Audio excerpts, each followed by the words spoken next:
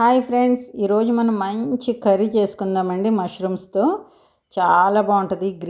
గ్రీన్గా ఉంటుంది. మంచి గ్రేవీ వస్తుంది. చాలా కమ్మగా ఉంటుంది. ఫస్ట్ నెయ్యి వేసుకోవాలి.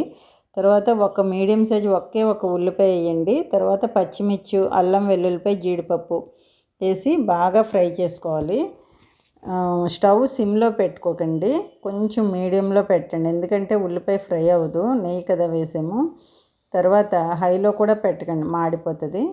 తర్వాత ఫ్రెండ్స్, ఇది మష్రూమ్స్ తింటే చాలా హెల్త్ బెనిఫిట్స్ ఉన్నాయండి. పిల్లలకి మనం టేస్టీగా వండి పెడితే వెరైటీగా మష్రూమ్ని చాలా వెరైటీలు వండొచ్చు. కానీ ఈరోజు మనం చేసేదైతే చాలా సూపర్ టేస్ట్ ఉంటుంది. ఇది కేరళ వాళ్ళకి బాగా స్పెషల్ అండి. అందుకని చెప్పి నేను చూసి నేర్చుకొని చేస్తున్నాను. ఇప్పుడు ఏం చేయాలంటే దీన్ని మనం మిక్సీ జార్లో వేసేసుకోవాలండి.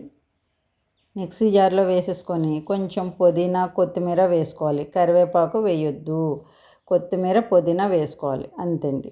ఎందుకంటే టేస్ట్ ఒక్కొక్క దానికి ఒక్కోలా మారుతుంది. నేను ఫస్ట్ పుదీనా వేసేసుకుంటున్నాను. కడిగి పెట్టుకున్నాను, పుదీనా వేసేసుకున్నాను. కొంచెం కొత్తిమీర యాడ్ చేసుకోవాలండి.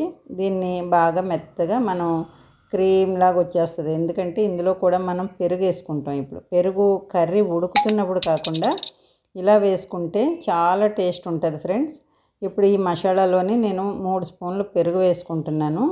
పెరుగు వేసి దీన్ని మెత్తగా మిక్సీ చేసుకోవాలి ఫ్రెండ్స్. చాలా టేస్ట్ ఉంటుంది. అంటే నేను చెప్తున్నానని కాదు, కానీ మీరు ఖచ్చితంగా ట్రై చేయండి. అప్పుడు చికెన్ మానేసి అందరూ మష్రూమ్ కర్రీ చేసుకుంటారు సండే వచ్చిందంటే. ఓకేనా ఫ్రెండ్స్? చాలా బాగుంటుంది, ఒకసారి ట్రై చేయండి. ఇప్పుడు మనం మిక్సీ చేసుకుందాం. మిక్సీ చేసుకుంటే ఇది కూడా కలర్ఫుల్గా ఉంటుందండి. కర్రీ కూడా గ్రీన్గా ఉంటుంది. తర్వాత మనం బాండీలో ఆయిల్ వేసి మష్రూమ్స్ కట్ చేసి పెట్టుకున్నాం కదా ఫ్రెండ్స్, అవి దోరగా ఫ్రై చేసుకుందాం. ఇది కూడా మాడిపోకుండా చూసుకోవాలి. ఆయిల్ వేసాం కాబట్టి మాడదు. చూసారా ఫ్రెండ్స్ ఎలా ఉన్నదో? బాగా నీట్గా మెరుస్తున్నాయి కదా పీసులు. బాగా ఫ్రై చేసుకుందాం. మామూలుగా అయితే మసాలా ఫ్రై అయ్యాక మష్రూమ్స్ వేసి చేస్తాం కదా, అలా కాదండి ఇది. ముందు ఇలా మష్రూమ్స్ని విడిగా ఫ్రై చేసుకోవాలి. ఎర్రగా ఫ్రై అయిన తర్వాత మనం ఇందులోని మిక్సీ చేసుకున్నాం కదా ఫ్రెండ్స్, క్రీమీగా ఆ మసాలా అంతా వేసేసుకోవాలి. ఇలా వేసేసుకున్నాక ఇప్పుడు మొత్తం కలపాలండి. మళ్ళీ దీన్ని మొత్తం కలిపి ఉడుకుతూ ఉంటుంది కదా, మష్రూమ్స్లోంచి కూడా వాటర్ వస్తుంది చూసారా, ఆ వాటర్లో ఇదంతా ఫ్రై అయిపోయి ఉడికిపోద్ది.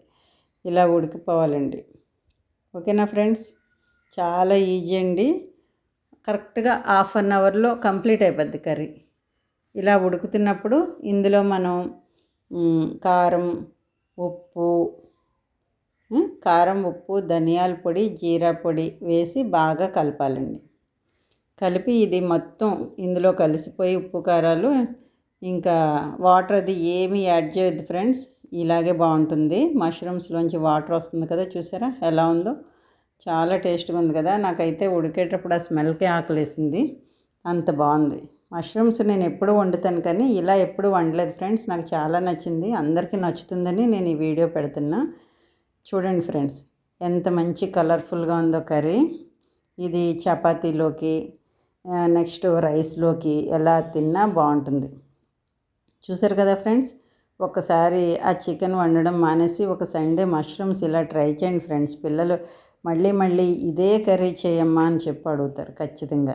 నాకైతే బాగా నచ్చింది, మా పాపకు కూడా బాగా నచ్చిందండి. తర్వాత ఏం చేయాలంటే మనం కొంచెం క్రీమ్ వేసుకోవాలండి, ఫ్రెష్ క్రీము.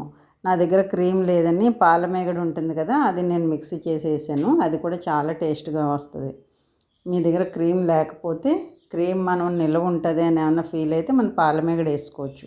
ఇలా కర్రీ మళ్ళీ బౌల్లోకి మార్చుకున్నాక నేను మళ్ళీ పైన కొంచెం పాలమేగడ వేసాను ఫ్రెండ్స్.